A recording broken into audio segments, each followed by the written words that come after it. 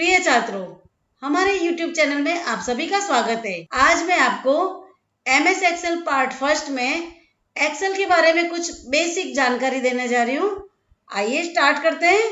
देखिए, ये मेरी एक्सेल फाइल ओपन हो गई है। इसमें टॉप में आपको जो दिख रहा है वो टाइटल बार है, जिसके अंदर फाइल का नाम लिखा हुआ आ रहा है बुक 1। ये राइट हैंड साइड के अंदर मिनिमाइज, मैक्सिमाइज और क्लोज बटन है। लेफ्ट साइड में ये क्विक एक्सेस टूल बार है। सबसे पहले देखते हैं एक्सेल का यूज क्या है।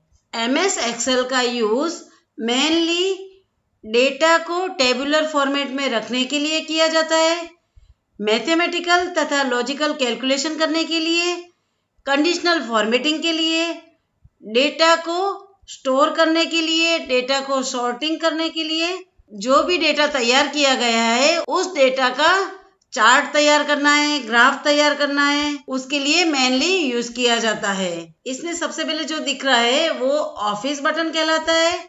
उसके पास में ये जो दिख रहा है वो आपका एक्सेस टूल बार है, और यहाँ पर जो दिख रहा है वो आपका फाइल का नाम है। ये पूरा आपका टाइटल बार है। इसके अंदर वापस ये जो है राइट हैंड साइड पे वो मिनिमाइज, मैक्सिमाइज और क्लोज बटन है। यहाँ पे जो नीचे दे रखा है होम, इंसर्ट, पेज लेआउट, ये सारे टैब बटन है।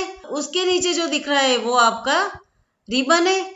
इस रिबन में अलग अलग टैब का अलग अलग ग्रुप बॉक्स शो होता है। जैसे मैंने इंसर्ट पे क्लिक किया तो इंसर्ट का ग्रुप बॉक्स इस रिबन में शो होता है। जैसे होम पे क्लिक किया तो होम की ग्रुप बॉक्स इस रिबन में शो हो रहा है। डेटा पे क्लिक कर रही हो तो डेटा के ग्रुप बॉक्सेस शो हो रहे हैं। इट मीन्स इस रिबन में सभी टैब के अलग अलग ग्रुप बॉक्सेस शो होते हैं। इसके नीचे जो दिख रहा है ये आपका नेम बॉक्स है, और ये फॉर्मूला बार कहलाता है।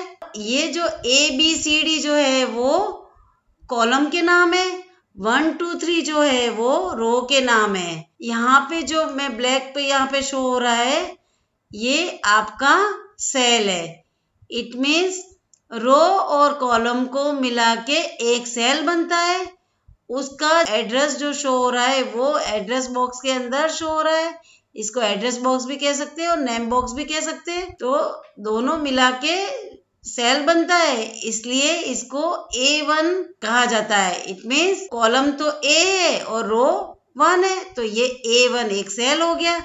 इस तरह से मैं यहाँ पे क्लिक कर रही हूँ तो ये इसका नेम बॉक्स में शो हो रहा है F2। It means F column का नाम है और 2 रो है। अब यहाँ पे क्लिक कर रही हूँ तो आपका 9th रो आ गई और F कॉलम है तो F9 शो हो गया। रो और कॉलम मिलके एक सेल बनता है। ये जो है ये कंप्लीट आपका एक वर्कबुक कहलाती है। एक्सेल के अंदर बाय डिफॉल्ट 3 शीट शो होती है। जैसे ही मैंने एक्सेल फाइल ओपन की तो यहाँ पे बाय डिफॉल्ट शीट 1, शीट 2 और शीट 3 शो होता है, और ये बुक 1 है आपका नाम, फाइल का नाम।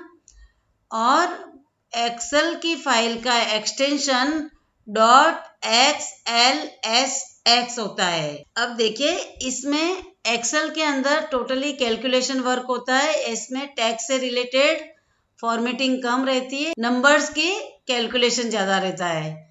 तो देखिए, मैं यहाँ पे सपोज 1 लिखती हूँ। ये आपका 1 आपका दिख रहा है। यहाँ पे A1 सेल के अंदर 1 शो हो रहा है। अब यहाँ से मैं इस कॉलम को मेरे को बड़ा करना है तो इसको मैं यहाँ से ड्रैग कर सकती हूँ। ये कॉलम बड़ा हो गया। तो रो की हाइट बढ़ानी है, ये रो की हाइट बढ़ गई। ये कॉलम की विड्थ बढ़ गई और ये रो की हाइट बढ़ गई। तो कॉलम की विड्थ बढ़ती है और रो की हाइट बढ़ती है। इस तरह से कंप्लीट ये सेल की रो और हाइट बढ़ गई। वापस मैं इसको चेंज कर दूं, ये देखिए ये वापस चेंज हो गया। मैं A1 सेल पे हूँ, मुझे लास्ट कॉलम पे जाना है। कंट्रोल और राइट एरो से मैं लास्ट कॉलम पे जा सकती हूँ। ये देखिए, ये लास्ट कॉलम कौन सा है, XFD। It means total column कितने हैं, 16,384। ये आपके टोटल कॉलम हो गए। अब मैं वापिस फर्स्ट सेल पे जाना है, मुझे A1 सेल पे जाना है, तो कंट्रोल प्लस लेफ्ट एरो। देखिए फर्स्ट सेल पे आ गई। अब मुझे लास्ट रो में जाना है। टोटल नंबर ऑफ रो कितनी है वो देखनी है मुझे, तो लास्ट रो में जाना है। Control plus down arrow. Total number of row कितनी है? 1,48,576। ये आपकी टोटल रो हो गई। Total column 16,384। अब मुझे फर्स्ट सेल पे जाना है वापस। कंट्रोल प्लस टॉप एरो, देखिए आगे टॉप में। अब मैं यहाँ पे 1 लिखा है, अब मैं चाहती हूँ 1 2 3 4 ऑटोमेटिक आ जाए। मैं एक एक लिखना नहीं चाह रही हूँ, 1 2 3 लिखना नहीं चाह रही हूँ, ये ऑटोमेटिक आ जाए। तो उसको कैसे करेंगे? ये देखिए आपको छोटा सा स्क्वायर दिख रहा है, यहाँ पे वापस प्लस आ गया। अब मैं कंट्रोल प्रेस कर रही हूँ। अब कंट्रोल प्रेस करने से क्या हो रहा है? देखिए प्लस पे भी प्लस आ गया। अब इसको मैं ड्रैग करूंगी, 1 2 3 4, ये ऑटोमेटिक इसने लिख लिया। वापस देखिए मैं कंट्रोल जेड कर देती हूँ, वापस उस पोजीशन पे आ गया। अब ये जो छोटा सा प्लस स्क्वायर दिख रहा है, वहां पे मैंने माउस को ले गई तो यहाँ पे प्लस आ गया। अब मैं कंट्रोल प्रेस कर रही हूँ तो वापस प्लस आ गया। तो अब इसको ड्रैग करो, 1 2 3 4 आ गया। अब मैं चाहती हूँ 5 10 15 5 के गैप में नंबर्स लिखने हैं, तो मुझे 5 और 10 यहाँ पे लिखना होगा। अब इन दोनों को मैं सिलेक्ट करूंगी, अब मैं ड्रैग करूंगी तो उसी गैप में ये ऑटोमेटिक क्लियर। इसी तरह से मैं 10 20 30 लिखना चाह रही हूँ, तो इस दोनों को सिलेक्ट किया और इसको ड्रैग कर दिया। मैं चाहती हूँ जनवरी फरवरी ऑटोमेटिक वो लिख ले, तो मैं 1 लिख दूँ जनवरी। इसमें स्पेलिंग आपको सही लिखनी है, तभी वो सही लिखेगा। अब देखिए इसको मैं ड्रैग कर दूँ, सिंपल ड्रैग कर रही हूँ, कोई की प्रेस नहीं कर रही हूँ, माउस से ड्रैग कर रही हूँ। मंथ के नाम लिख दिए। अब यहाँ पे आर बाहर जा रहा है, मैं थोड़ी सी इसको कॉलम की विड्थ बढ़ा दूँ। अब ऐसे मुझे संडे मंडे लिखना है, तो मैंने एक संडे लिख दिया एक बार। अब मैं इसको ड्रैग करूंगी तो ये संडे मंडे ट्यूसडे लिख देगा। अब इसकी भी मैं कॉलम की विड्थ बढ़ा दूं। इस तरह से आप सीरीज जैसे चाहे वैसे इसको लिख सकते हैं, सिर्फ आपको ड्रैग करना है, वो ध्यान रखना है। इस शीट का नाम चेंज करना है, तो मैं इस पे डबल क्लिक कर दूं और यहाँ पे सपोज सीरीज लिख दूं मैं। और यहाँ पे डबल क्लिक करने से भी लिख सकते हो, या फिर राइट क्लिक करने से ये डिलीट भी कर सकते हो, यहाँ पे सीट इंसर्ट भी कर सकते हो, रीनेम भी कर सकते हो, मूव और कॉपी भी कर सकते हो, और इस सीट को प्रोटेक्ट भी कर सकते हो। अब यहाँ पे मेरे को सीट इंसर्ट करनी, तो डायरेक्ट मैं यहीं पे, यहाँ तो ये लिखा आ रहा है shift F11, shift plus F11 function की करूंगी तो डायरेक्ट इंसर्ट हो जाएगी। या फिर यहीं पे क्लिक कर दो, ये इंसर्ट हो गई। अब यहाँ पे इंसर्ट करिए, ये देखिए इंसर्ट हो गई। यहाँ से ये सीट 7 सीट 8, यहाँ पे मैंने 2 सीट मैंने डिलीट कर दी थी, इसलिए वो डायरेक्ट 1 2 3 4 और 5 को मैंने डिलीट कर दिया था, तो ये ऑटोमेटिक इसने 6 7 ले लिया। अब मैंने यहाँ पे 9 को डिलीट कर देती हूँ। आप देखिए इस सीट को डिलीट कर देती हूँ। अब मैं इंसर्ट करूंगी तो 10 आ गई, क्योंकि 9 नंबर की सीट मैंने डिलीट कर दी है। इस तरह से आप सीट को इंसर्ट कर सकते हैं। अब देखिए इस सीट की मैंने विड्थ बढ़ा दी और हाइट बढ़ा दी। अब ये 1 इस सेल में बॉटम में लिखा हुआ आ रहा है, मैं चाहती हूँ सेंटर में लिखा हुआ है, तो इसको मैं यहाँ से सेंटर कर रही हूँ। अब देखिए ये सेंटर हुआ। अब हाइट की सेंटर में हुआ, मैं चाहती हूँ इस कॉलम की विड्थ की सेंटर में आ जाए, तो जितनी विड्थ थी उसके सेंटर में आ गया, जितनी हाइट थी उसके सेंटर में आ गया।